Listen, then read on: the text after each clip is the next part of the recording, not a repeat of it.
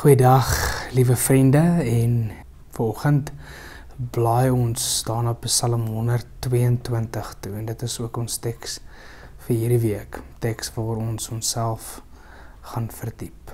Kom ons lees Psalm 122. Ek was bly toe hulle vir my gesê het, kom ons gaan na die huis van die Here toe.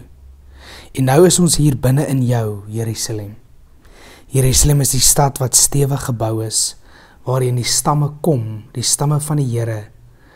Dit is 'n voorskrif vir Israel om die naam van die Here hier te loof. Hier word reg gespreek, hier lewer die koning sy uitsprake, die koning uit die geslag van Dawid. Bid dat Jerusalem vrede mag hê, dat hulle wat hom liefhet rustig mag woon. Mag daar vrede wees binne jou mure, rus in jou wonings. Terwille van my broers en my vriende wens ek jou vrede toe. Terwille van die huis van die Here ons God bid ek dat dit met jou sal goed gaan.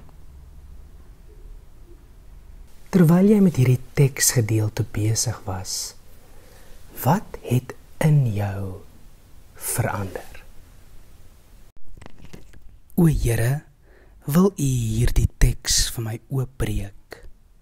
Oopbreek sodat ek dieper kan sien, dieper kan verstaan en uiteindelik nuut kan leef. Amen.